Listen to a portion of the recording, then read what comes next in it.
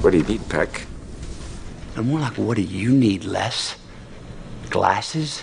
Welcome to Watch Mojo, and today we're counting down our picks for the most amazing and convincing actor transformations. We won't be including inhuman creatures or characters whose faces are intentionally obscured. What do you propose?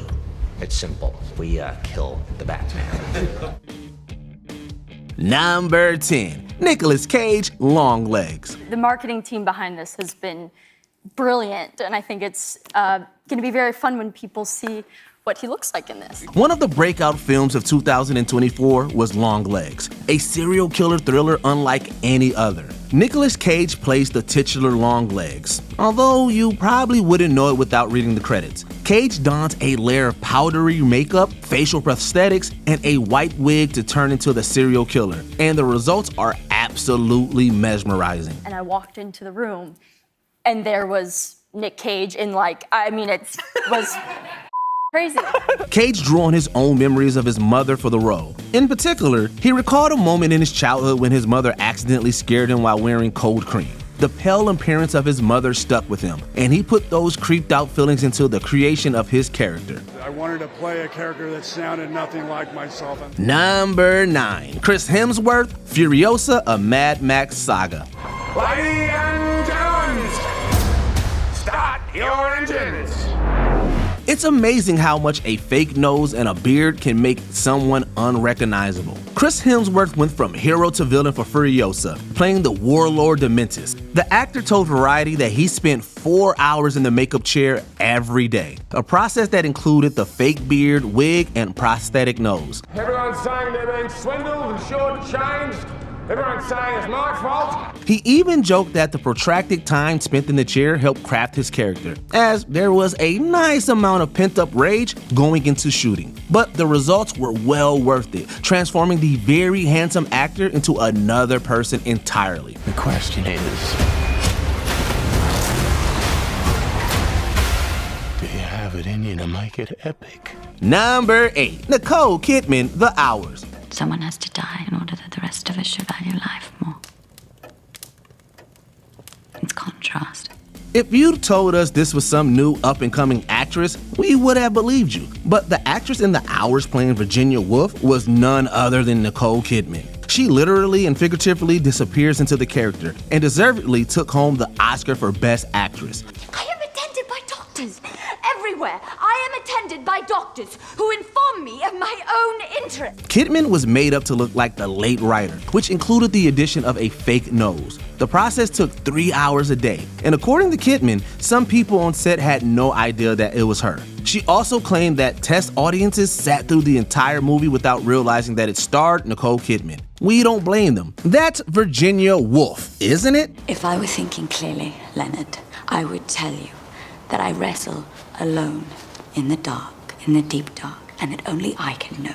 Number 7, Jared Leto, House of Gucci. I like my cousin too. He's quiet, like a little moose, a tiny little moose. He doesn't scream like the others. This singer/actor is no stranger to huge transformations or playing historical figures. Back in 2007, he gained 67 pounds to play John Lennon's killer, Mark David Chapman. But perhaps his biggest transformation was when he turned into Paolo Gucci. To play the chief designer of the iconic fashion brand, Leto donned a bodysuit, facial prosthetics, and a bald cap. The effect was so convincing that it even fooled Leto's co-star Al Pacino. Yes, I know, it's musical.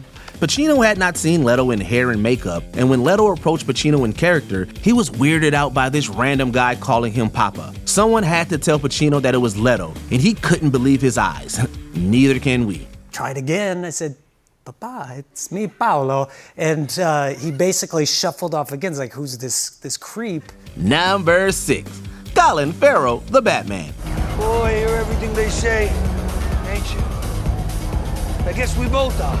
Penguin is one of Batman's most iconic foes, and in 2022, it was Colin Farrell's turn to don the tux. While we do love Danny DeVito's Penguin, there was something distinctly menacing about Colin Farrell's realistic and gritty portrayal, which was more actual mob boss and less, well, actual Penguin. You didn't invite me!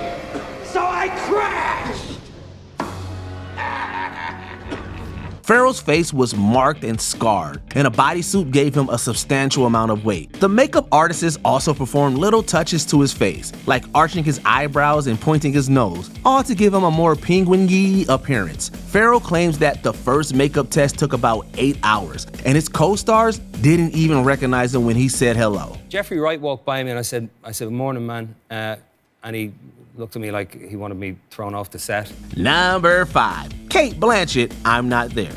People actually think I have some kind of fantastic imagination.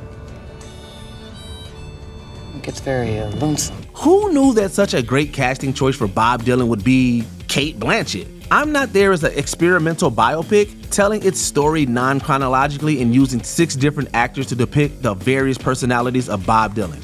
I didn't come out of some cereal box. There's no one out there who's ever going to be converted by a song. Blanchett plays Jude Quinn, the mid-60s Dylan who abandoned folk and went electric. Nothing is done to Blanchett's face, but it's amazing how much she embodies this era of Dylan-esque fashion. The curly Dylan wig and iconic sunglasses are all she needs to transform into the icon. Her brilliant acting does the rest. What if I said I never cared about, folk music, about, protest songs? It was all about jumping into a scene. Number 4, Gary Oldman, Darkest Hour. I've never queued for bread. I believe I can boil an egg, but only because I've seen it done. This actor is well known for being a chameleon, but in this case, he completely transformed into Winston Churchill. Darkest Hours depicts the Prime Minister's life during the early days of World War II, and it's like watching footage of the man himself. Evening last, I received His Majesty's commission to form a new administration. The makeup team won an Oscar for turning Oldman into Churchill, a process which took just over 3 hours every day. Oldman required a bodysuit that changes proportions, and he essentially received a whole new face every day, including a fake nose, cheeks, chin, and even ears. It was obviously a lot of hard work, but it paid off beautifully. You're suggesting we're somehow winning. We're not. No, but it will inspire you. Number 3, Tom Cruise, Tropic Thunder. Thank you, Les. Thank you. We have a good night. But seriously, a nutless monkey could do your job. Good. Tom Cruise was originally supposed to play Rick Peck, a role that eventually went to Matthew McConaughey. It was Cruise who had the idea to play an obnoxious studio head, and he and Ben Stiller collaborated to create the character of Les Grossman. Cruise donned a bald cap, wore glasses, and climbed into a bodysuit. Eatman is a dying star, a white dwarf heading for a black hole.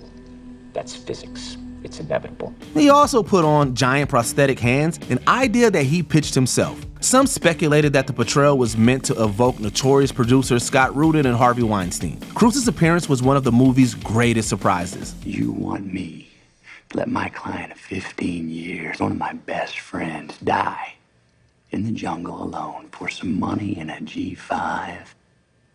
Yes. Number 2, Christian Bale, Vice. You have authorization to shoot down any aircraft deemed a threat. The English actor Bale is known far and wide for his crazy body transformations, like when he shed 62 pounds to play Trevor Resnick in The Machinist. But in this case, Christian Bale became another person, and that person is former Vice President Dick Cheney. Perhaps I could help you find the right running mate. The movie took home the Oscar for Best Makeup and Hairstyling, which is no surprise when you see Bale's metamorphosis. What makes this even more amazing is that the team had to create different looks for Cheney as he aged throughout the film. By the time he reaches his late 60s, Bale was in the makeup chair for 4 hours a day. The results are almost indistinguishable from real life. I can feel your recriminations and your judgment, and I am fine with it. Before we continue, be sure to subscribe to our channel and ring the bell to get notified about our latest videos. You have the option to be notified for occasional videos or all of them. If you're on your phone, make sure you go into your settings and switch on notifications. Number 1, Charlize Theron, Monster. Is this okay, you know? It's pretty fine, but Man, someday I'm gonna take you to some real top-notch places in the Keys, like some real classy joints, you know? This is one of those shapeshifts that has to be some kind of black magic. Even knowing that this is Charlize Theron and knowing exactly how it was done, we still can't believe it. Theron plays Eileen Wuornos, a real-life serial killer who took the lives of 7 men in the late 80s and early 90s. Thank you, Judge. And may you rot in hell. Theron gained 30 pounds for the role, and the makeup team did extensive work on her face to make her look like the real Wuornos. They gave her skin a completely different complexion, shaved her eyebrows, popped in some dentures, and provided contacts that changed her eyes from blue to brown. It's still the most mind-blowing transformation in movie history. But I knew they didn't have any money, you know? I was having a hook anyway, so I just always made sure they had new clothes and cigarettes and stuff like that. Were you fooled by any of these transformations? Let us know in the comments below. Who do we have here? Did you enjoy this video? Check out these other clips from WatchMojo, and be sure to subscribe and ring the bell to be notified about our latest videos.